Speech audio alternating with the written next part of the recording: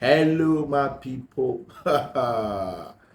Welcome to another edition with me on Fiifi-Manfred on YouTube.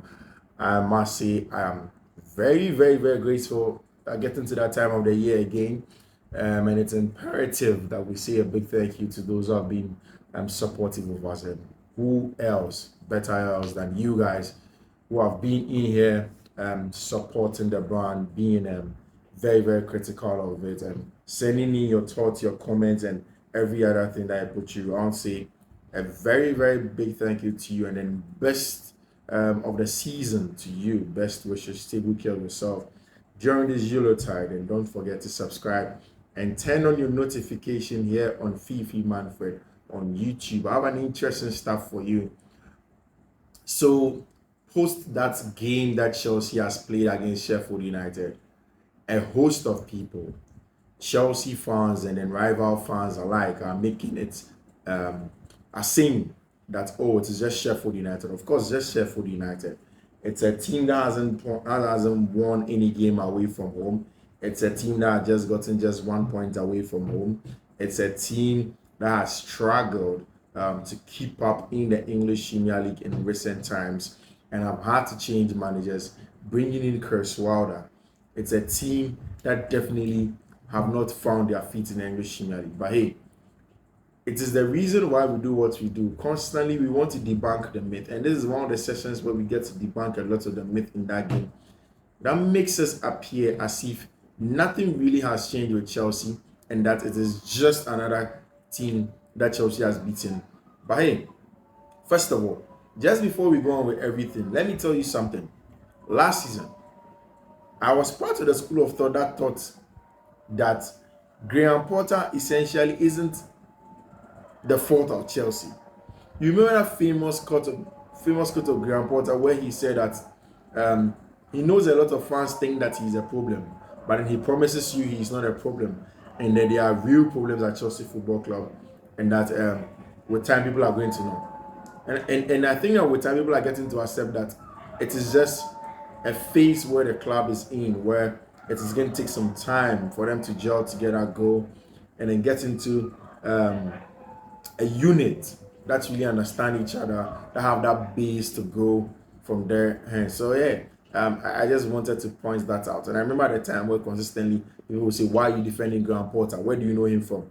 And I say, "Hey, I'm not defending the man. I just think that there are real problems at Chelsea, and then it's going to take time to solve. And I'm just much more realistic than people, and I think I get that for my job as being an analyst, that you want to be more realistic. You want to look at the reality of issues. As an analyst, you can't dislike or overlike a manager. You only speak to the issues, and I think that's what I try to do most of the time. So yeah.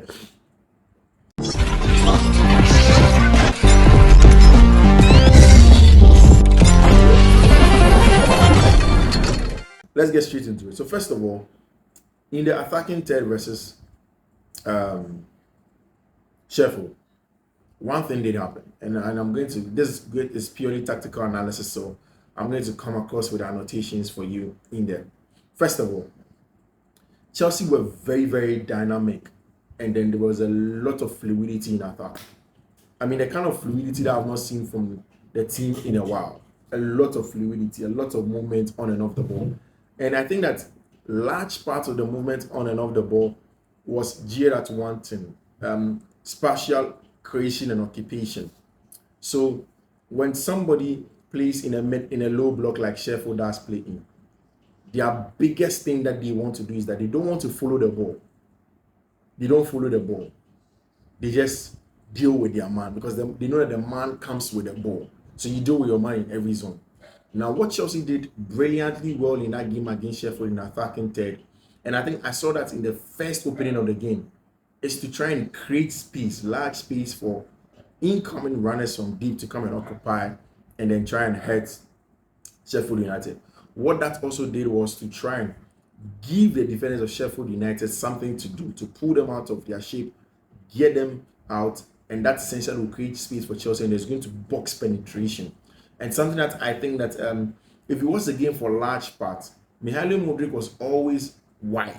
He was always keeping the weight. He was always that source of weight. And The game was on a platter of gold, 1v1 for him. And Pochettino wanted to use as 1v1 threats, the pace, the dribbling ability, and in that directness that he tends to have. So it was important that Chelsea, yes, he's a young player, he's growing. You can tell that he's getting in tune with the game, he's being confident in himself slowly, and he's growing into the game, which is very, very important. But essentially, in the attacking team, it was you can tell, and I've always said this also consistently that if you're a young analyst and you're trying to learn the ropes of being a top one of the things that you really want to look into is the fact that if you want to know really what teams have done in the training ground, it is the opening 5 minutes. Sometimes 5 minutes even too much. The opening 2 minutes, they tend to do exactly what they have done in the training ground all weekend. And that's exactly what Chelsea did. They stuck to their plan.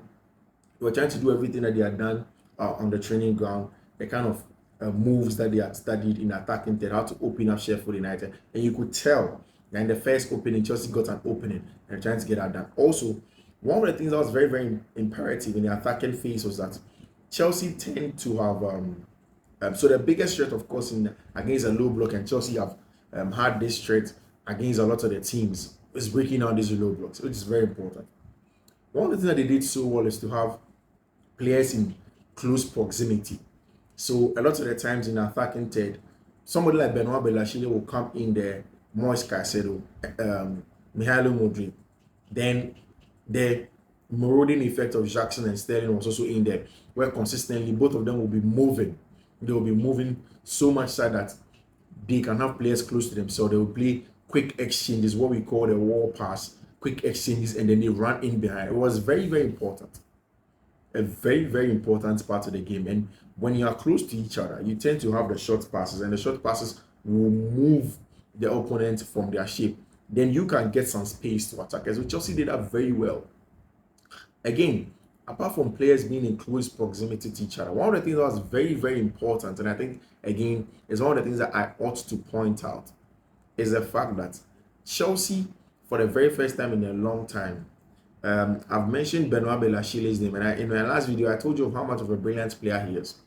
But I've watched the game again just a few hours ago, and I've seen something tactically that I think Mauricio Pochettino this time went to Benoit and says, hey, Benoit, you need to do stuff like this. I need you to do A, B, C, D.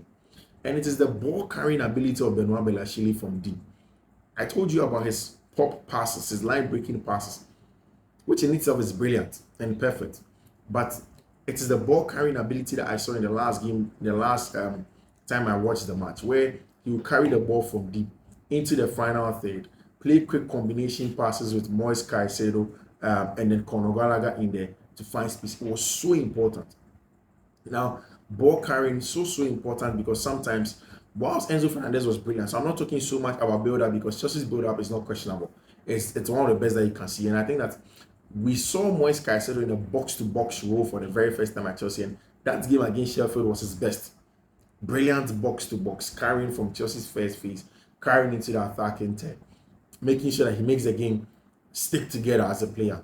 But what Big Ben did in terms of the ball carrying ability from deep to push forward was very, very integral for everything that Chelsea did. Very, very integral for everything that Chelsea did in that game. So I've spoken about the fluidity in attack, how Chelsea wanted to use that fluidity. And I think that fluidity essentially was hinged on Cole Palmer and then Raheem Sterling's ability. So Cole is excellent in the right hand space. Raheem Sterling is useless in the right hand side. So most of the time, this one will come and take the right hand side, the other one will come to the right hand space. They all wanted to use the right hand space, and it was very important. And you know, once you want to play Mihailo Modric and Sterling, you have to let Sterling make way for Modric on the left hand side because Modric's best side is on the left hand side, which is important for him. So yeah, and I think one other thing that was also very, very important is the fact that the counter pressing was brilliant. The counter pressing was very, very brilliant. I mean, I've never seen Chelsea counter press this good against a low block side. All the goals, and I said this again in the old video, all the goals that Chelsea have considered this time is because, hey, they tend to drop back anytime the ball is coming against them, and then they don't make the park constricted and compact going for games. But this one, they made the pitch very compact. They went into tackles, they closed down on people, they were in their face, and that's exactly what you have to do when you want to get teams and create sustained spells of pressure. It's important. It's a counter pressing, and in those zones that created long spells of pressure, Chelsea put Sheffield United to the sword, and then the fact that they were also very patient and calm and waited for their opinion is also very, very important in that regard. And that's exactly what you get. You get that when you're patient, when you do the right stuff in there. Now, I've also seen something on social media where people are literally comparing Jackson to Rasmus Holger.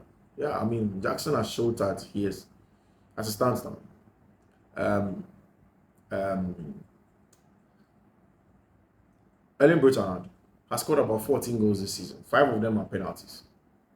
Nicolas Jackson has about 8 goals. Chelsea have had, he has taken, I think, just 1 penalty. Chelsea have had about, no, he hasn't taken up Chelsea's penalties this season. Chelsea have had a couple of penalties this season. If you are taking all of them, he will just be 2 goals away from Erling Brutaland. So it tells you the kind of striker who Nicolas Jackson is. Again, if you really want to make a proper assessment of Nicolas Jackson, granted, he's a raw striker. Sometimes he frustrates all of us, even for me, frustrates all of us. But one of the things you should get is that he's a kind of striker who will go with time. And if you look at it in the context of somebody like Didier Drogba and Didier Drogba's first season, you understand that this is a player that will definitely come good. So you ought to be patient too. And Chelsea's next game is on Tuesday. I just hope they can back it up. Really, I really just do hope that Chelsea can back it up in that game against Newcastle. They're able to back it up, then they will build momentum. They build momentum, then they keep on going. Then they go into the next game where they have to play at Wolves away. Difficult game at the Molineux. But Chelsea have a very good record going away at the Molineux. But it's I think that the biggest game of Chelsea this season is that game against Newcastle. One, Chelsea's best chance as anything progress this season is a trophy in the Carabao Cup.